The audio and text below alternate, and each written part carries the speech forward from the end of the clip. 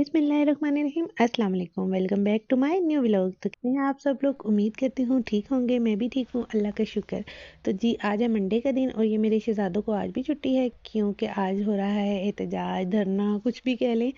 तो जब भी एहतजाज वगैरह होता है, ज़रा सा भी सियासी माहौल गर्म होता है ना, तो रावलपिंडी इस्लामाबाद बंद हो जाता है। इस्लामाबाद बंद होता है तो रावलपिंडी ऑटोमेटिकली बंद हो जाता है क्योंकि जोड़वा शहर है। तो ये है कि वो बस फिर हमारा जो सा घर है ना, ये मरी रोड के पास है और मरी रोड जो सा है वो मेन पॉइंट है जहाँ से ना इस्लामाबाद को बंद किया जाता है। सारे रास्ते बंद किए जाते हैं क्योंकि ये दोनों शहरों को आपस में जोड़ता है, इस्लामाबाद को और रावलपिंडी को जो सा ना आपस में जोड़ता है।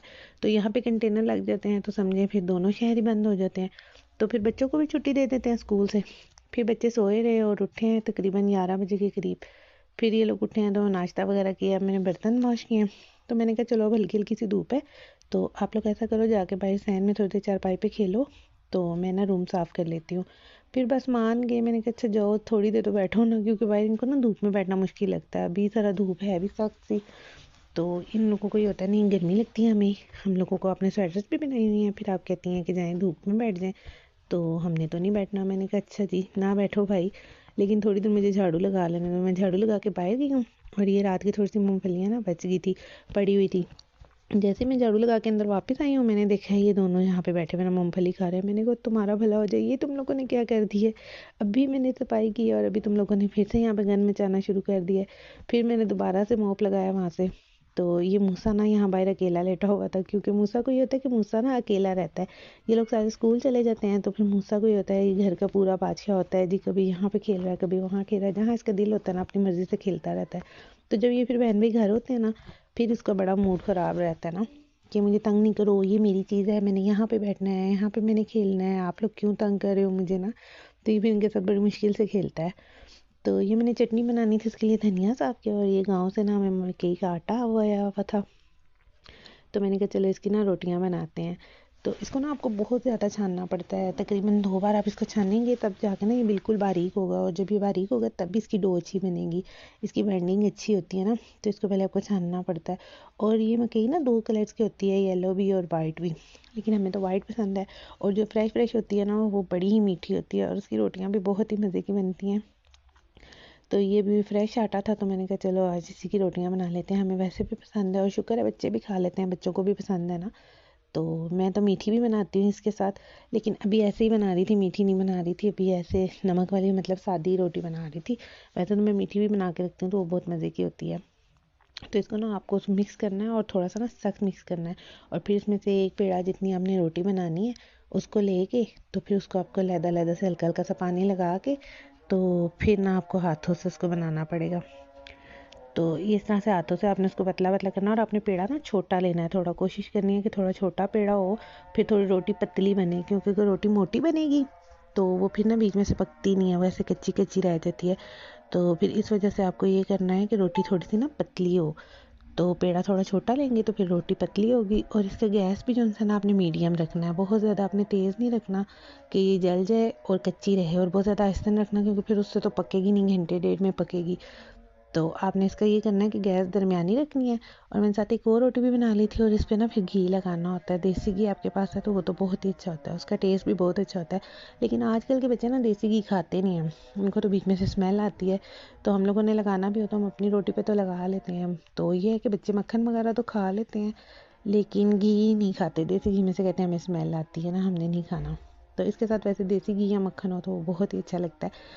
तो हमने का लगाना, हम अपनी रोटी पे तो लगाते हैं लेकिन इनकी रोटी पे नहीं लगाते। तो बस ये हमारी रोटी बन गई थी, मैंने इसको हल्की आंच पे रखा हुआ था, तो हल्की आंच पे ना सही गोल्डन हो जाती है। तो रोटी बना ली थी मैंने, और फिर ये जो धनिया था ना इसको बाकी को मैं ना इधर बॉक्स में डाल रही थी क्योंकि बहुत ज़्यादा था, अम्मी पूरी गट्ठी ले आई थी तो मैंने कहा इतने की ज़रूरत नहीं है, चटनी में तो मैं थोड़ा ही डालूंगी। तो बाकी का फिर मैंने कहा चलो इसको साफ़ करके ना तो बॉक्स में रख देती हूँ, इसमें बॉक्स में रख देना फिर जल्दी ख़राब नहीं होता। तो मैंने कहा चलो इसको फिर फ्रिज में रख दूँगी तो ये ख़राब नहीं होगा ना, और बाकी का जो रह गया थोड़ा वो फिर मैं चटनी में डाल लूँगी। तो फिर उसको फ्रिज में रख दिया, और ये बाकी जो बच्चा है जितना मुझे चटनी के लिए चाहिए था वो फिर मैंने जग में डाल लिया।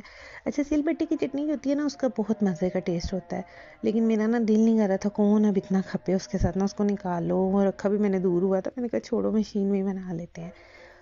तो ये फिर मैंने मशीन में ना धनिया, 3-4 सब्ज़ मिर्चें और अनारदाना, ये चीज़ें डाल के, नमक डाल के ना, तो फिर मैंने कहा इसको ग्राइंड करती हूँ, ये दस्ती फिर चटनी बन जाएगी।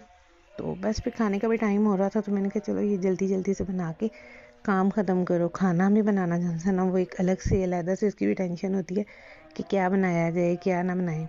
तो बस ये रोज़ की टेंशन होती है। तो मैंने कहा चलो आज फिर आंटी से जान छुड़ा के तो यही बनाते हैं। और अच्छा ना, ये चटनी जो आप जग में बनाते हैं वो बहुत पतली हो जाती है, तो इसके इस तरह से थोड़ा सा इसका पानी अगर आप ड्रेन कर लेना, बहुत ज़्यादा नहीं, सिर्फ थोड़ा सा पानी इसका आपने ड्रेन करना है, इसको छान लेना है इस तरह से। तो उससे फिर ये इतनी पतली नहीं होगी, ये थोड़ी गाढ़ी ही रहेगी। ये देखिए आप ये गाढ़ी ही है, ये बहुत ज़्यादा पतली नहीं है। जैसे हम जग में बनाते हैं ना, तो वो एक बिल्कुल लिक्विड सा बन जाता है। जैसे आप बाज़ार से समोसे वगैरह लाते हैं, तो वो उसके साथ जो चटनी होती है वो बिल्कुल पानी की तरह होती है ना। तो ये मैंने मशीन रख दी अंदर धो के, तो बाद में मुझे याद आया हल्ला लस्सी तो बनाई नहीं। मैंने कहा अच्छा अब छोड़ो, इसी में बना के काम ख़त्म करते हैं। अब उसको फिर निकालूँ तो फिर बड़ा ज़्यादा जो सा ना टाइम लग जाता है। तो जो मदर्स होती हैं ना, उनको इसी तरह से बस झटपट के काम करने होते हैं, क्योंकि फिर बच्चे भी तंग कर रहे होते हैं और छुट्टी हो तो फिर तो बस अल्लाह ही है जो उनको हिदायत दे। तो बस फिर मैंने ना इसमें ही कहा चलो अब इसी में लस्सी बना लेते हैं। और ये फिर मैंने अम्मी के लिए खाना निकाला है। मैंने कहा चलो छोटे को बुलाया, मैंने कहा जाओ ये अम्मी का खाना बन गया, अम्मी को दे के आओ, तो फिर मैं आपका खाना डालती हूँ। और फिर मैं इसके लिए खाना लेके आई, और इसको भी माशाल्लाह से माजरा ना बहुत ज़्यादा पसंद है ना, मकई की रोटी चटनी और लस्सी। मोबाइल की तरफ नहीं देखना तो नीचे ये देख। माना इंसान ये साइकिलिंग कर रहा है। फिर मैंने कहा कि ठंड हो रही है बस कर दो, लेकिन सुन नहीं रहा था, कहता नहीं मैं साइकिल चला रहा हूँ। तो मैंने कहा अच्छा चलाते रहो। तो आप लोग ना मुझे अपनी दुआओं में याद रखिएगा, और सब्सक्राइब भी ज़रूर कीजिएगा, लाइक शेयर भी ज़रूर कर दीजिएगा। और ज़िंदगी इसी तरह से ख़त्म होती जा रही है, बस पता ही नहीं चलता इंसान को कैसे दिन गुजरे हैं। तो ज़िंदगी रही तो फिर मिलेंगे। अल्लाह हाफिज़।